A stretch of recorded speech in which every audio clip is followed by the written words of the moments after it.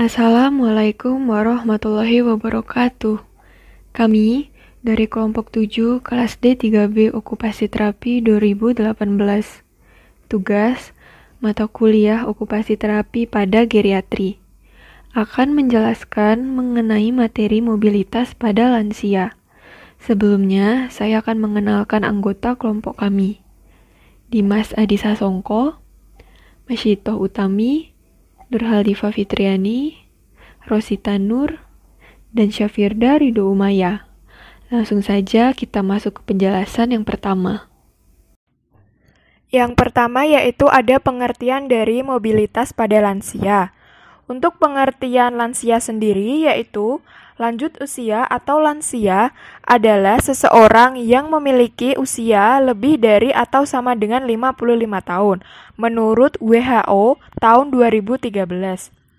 Sedangkan untuk proses menua sendiri merupakan proses menghilangnya secara perlahan kemampuan jaringan untuk memperbaiki diri atau mengganti dan mempertahankan fungsi normalnya, sehingga tidak dapat bertahan terhadap infeksi dan memperbaiki kerusakan yang dideritanya. Sedangkan untuk pengertian mobilitas sendiri yaitu mobilitas atau mobilisasi merupakan kemampuan individu untuk bergerak secara mudah, bebas, dan teratur untuk mencapai suatu tujuan, yaitu untuk memenuhi kebutuhan hidupnya baik secara mandiri maupun dengan bantuan orang lain dan hanya dengan bantuan alat, menurut Widuri tahun 2010. Jadi, mobilitas pada lansia dapat diartikan sebagai kemampuan individu yang memiliki usia lebih dari atau sama dengan 55 tahun yang masih mampu untuk bergerak secara mudah, bebas, dan teratur untuk memenuhi kehidupannya baik secara mandiri maupun dengan bantuan orang lain atau dengan bantuan alat. Faktor yang mempengaruhi tingkat mobilitas pada lansia terdiri dari 6 faktor. Yang pertama, gaya hidup. Yang kedua, kemampuan. Ketiga, tingkat energi. Yang keempat, usia. Kelima, tingkat perkembangan. Dan yang terakhir, kondisi patologik. Yang pertama, gaya hidup. Mobilisasi dipengaruhi oleh latar belakang budaya, nilai yang dianut, serta lingkungan tempat ia tinggal atau bermasyarakat. Perubahan gaya hidup dapat mempengaruhi kemampuan mobilitas seseorang karena gaya hidup berdampak pada perilaku atau kebiasaan sehari-hari. Gaya hidup pada masa muda akan mempengaruhi tingkat mobilitas lansia. Yang kedua, kemampuan. Kelemahan fisik dan mental akan menghalangi seseorang untuk melakukan aktivitas hidup sehari-hari. Yang ketiga, tingkat energi. Energi dibutuhkan banyak hal, salah satunya mobilisasi. Dalam hal ini, cadangan energi yang dimiliki masing-masing individu bervariasi. Agar seseorang dapat melakukan mobilitas dengan baik, dibutuhkan energi yang cukup. Lansia mengalami penurunan energi dibandingkan pada masa dewasa, sehingga tingkat mobilitas lansia menurun dibanding pada masa dewasa. Yang keempat, usia. Usia dipengaruhi terhadap kemampuan dalam melakukan mobilisasi. Pada usia lansia, kemampuan untuk melakukan aktivitas dan mobilitas menurun sejalan dengan penuaan. Yang kelima, tingkat perkembangan. Pada lansia, kehilangan progresif pada masa tulang, sehingga ini dapat menghambat mobilitas pada lansia. Yang keenam dan terakhir, kondisi patologik.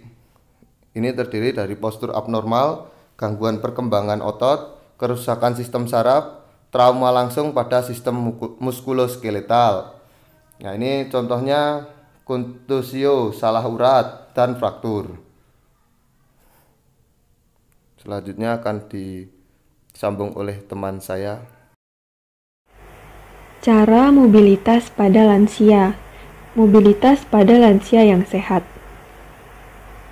yaitu lansia yang tidak mengalami gangguan saat berjalan, maka akan lebih mudah melakukan kegiatan sehari-harinya, seperti berjalan ke kamar mandi dan melakukan aktivitas toileting. Lalu berjalan ke meja makan dan dapat menaiki tangga secara perlahan dengan bantuan memegang handrail. atau pegangan di tangga itu, dan tidak mengalami hambatan dalam duduk ke berdiri atau berdiri ke posisi duduk dengan bertumpu pada lantai atau pegangan kursi, dan dapat berpindah dari posisi tidur ke posisi duduk dan sebaliknya. Untuk mobilitas pada lansia yang sehat itu dapat dibantu dengan alat bantu seperti tongkat. Mobilitas pada lansia yang sakit. Pada lansia yang sakit memiliki keterbatasan fisik dan penurunan fungsi tubuhnya dan adanya hambatan mobilitas, maka memerlukan bantuan pada seluruh aktivitas sehari-harinya. Bagi yang sudah tidak mampu berjalan lagi, maka lansia ini memerlukan bantuan kursi roda untuk membantunya berjalan sehingga ia dapat beraktivitas dengan bantuan minimal. Lalu untuk lansia yang tidak memiliki kursi roda, maka ia memerlukan bantuan penuh dari caregiver atau keluarganya untuk membantunya dalam aktivitas daily living-nya. Selanjutnya, imobilitas pada lansia menyebabkan dekubitus. Hal ini terjadi karena dalam keadaan imobilisasi, kulit dan otot akan tertekan oleh berat tubuh dan tempat tidur. Akibatnya, terjadi pengurangan pasokan darah ke area yang tertekan sehingga lama-kelamaan akan membusuk. Selain tekanan, faktor lain seperti regangan, gesekan, dan kelembaban juga berperan dalam terjadinya ulkus dekubitus. Dekubitus ini sering disebut dengan ulkus dermal atau ulkus dekubitus atau luka tekan yang terjadi akibat tekanan yang sama pada suatu bagian tubuh yang mengganggu sirkulasi. Menurut Hirnawati tahun 2008. Menurut Revis tahun 2015, usia merupakan faktor intrinsik penyebab dekubitus karena pada usia lanjut telah terjadi penurunan elastisitas dan vaskularisasi sehingga meningkatkan risiko terjadinya luka tekan. Semakin tinggi usia, maka semakin besar pula ketidakmampuannya untuk mobilisasi akibat kelemahan dan penyakit yang diderita.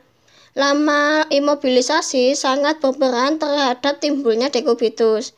Semakin lama lansia mengalami imobilisasi, semakin besar pula risiko dekubitus. Selanjutnya, peran OT untuk meningkatkan mobilitas lansia.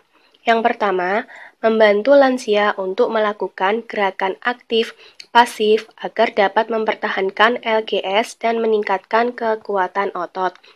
Biasanya pada lansia itu terjadi proses menua yang menimbulkan hilangnya secara perlahan-lahan fungsi normalnya, termasuk penurunan KO dan LGS. Jadi, sebagai okupasi terapis harus membantu lansia untuk mempertahankan kondisi LGS-nya dan mengurangi resiko terjadinya penurunan KO. Nah, okupasi terapi dapat memberikan aktivitas yang bermakna, seperti berkebun. Jadi, pada aktivitas bermakna ini, lansia dapat meningkatkan KO dan LGS-nya secara bersamaan.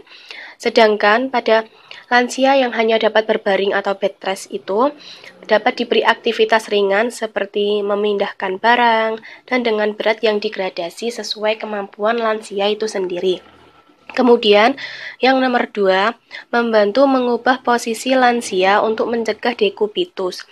Nah, biasanya lansia itu memiliki kulit yang rentan mengalami luka sehingga mudah terjadi dekubitus. Sehingga seorang okupasi terapis dan keluarganya untuk secara berkala harus mengubah posisi lansia minimal 15 menit sekali pada lansia yang terus-menerus menggunakan kursi roda dan 1 jam sekali pada lansia yang tidak bangun dari tempat tidur.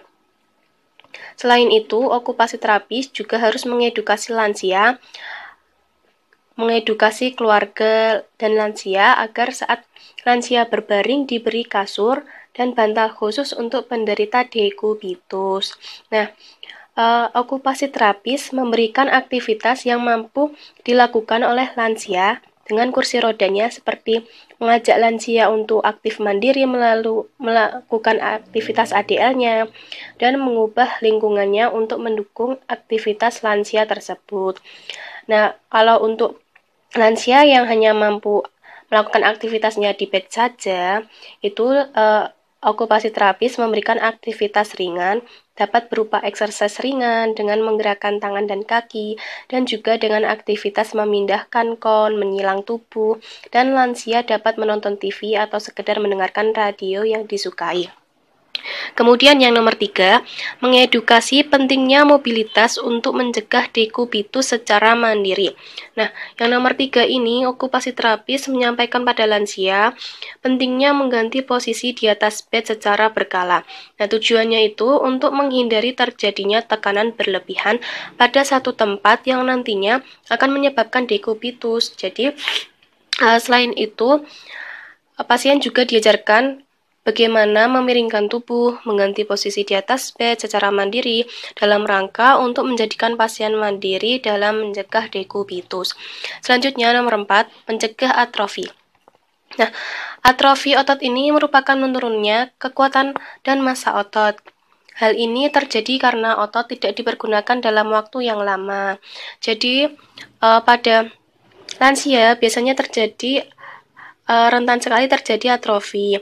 Jadi peran okupasi terapis dalam mencegah atrofi tersebut dapat dilakukan dengan membantu lansia untuk dapat bergerak aktif maupun pasif. Dengan bergerak tersebut itu akan membantu lansia untuk menjaga serta membiasakan otot dan sendi agar tetap bergerak. Karena dengan bergerak secara tidak langsung akan menjaga otot dan sendi agar tidak mengalami penurunan fungsi yang akan berdampak pada penurunan kemampuan dalam menunjang mobilitas lansia. Nah, okupasi terapis dapat memberikan latihan fisik yang sederhana pada lansia seperti aktivitas jalan pagi, olahraga ringan, dan senam sederhana. Untuk lansia yang mengalami hambatan mobilitas, sehingga dapat mempertahankan LGS dan mengurangi penurunan LGS dan resiko atrofi otot. Jadi peran OT sangat besar bagi lansia yang bed rest dengan membantu menggerakkan anggota tubuh secara pasif. Ini juga membantu agar tidak terjadi dekubitus pada lansia. Selanjutnya nomor 5, mengurangi resiko lansia terjatuh. Pada okupasi terapis ini mengajarkan cara-cara untuk mobilitas dengan baik, sehingga dapat mengurangi resiko jatuh pada lansia. Jika lansia menggunakan alat bantu seperti tripod atau walker, okupasi terapis dapat mengajarkan bagaimana cara menggunakan alat bantu mobilitas tersebut dengan benar. Okupasi terapis mengajarkan bagaimana menjaga keseimbangan dan mempertahankan kontrol postural pada lansia untuk mengurangi resiko terjadinya jatuh. Selanjutnya nomor 6, mengedukasi keluarga lansia akan pentingnya mobilitas. Nah, okupasi terapis memberikan edukasi mengenai akibat imobilitas pada lansia, yaitu akan terjadinya atrofi, dekubitus, dan lain-lain, sehingga keluarga lansia akan memperhatikan mobilitas lansia dengan baik. Selain itu, dengan adanya edukasi pada keluarga lansia, diharapkan mereka juga dapat mengawasi maupun membantu lansia dalam hal mobilitas.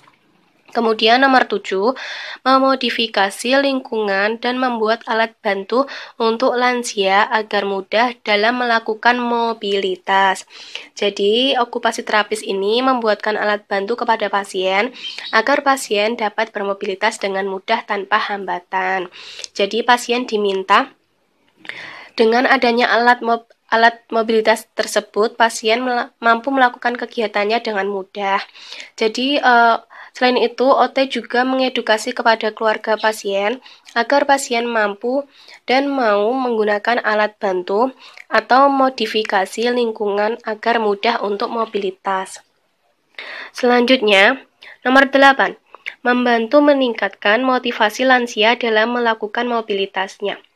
Okupasi terapis ini memberikan edukasi atau masukan terhadap pasien agar pasien itu mau melakukan mobilitasnya dengan baik, agar tidak ada tekanan pada suatu tempat, dan agar tidak terjadinya atau meminimalisir luka dekubitus tersebut.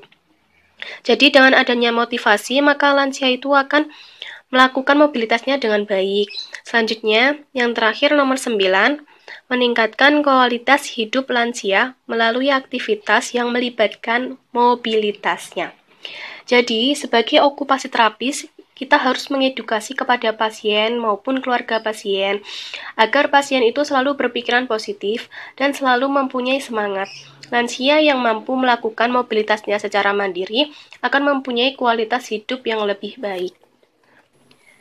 Sekian presentasi dari kelompok kami. Apabila ada kesalahan, kami mohon maaf. Terima kasih. Semoga bermanfaat. Wassalamualaikum warahmatullahi wabarakatuh.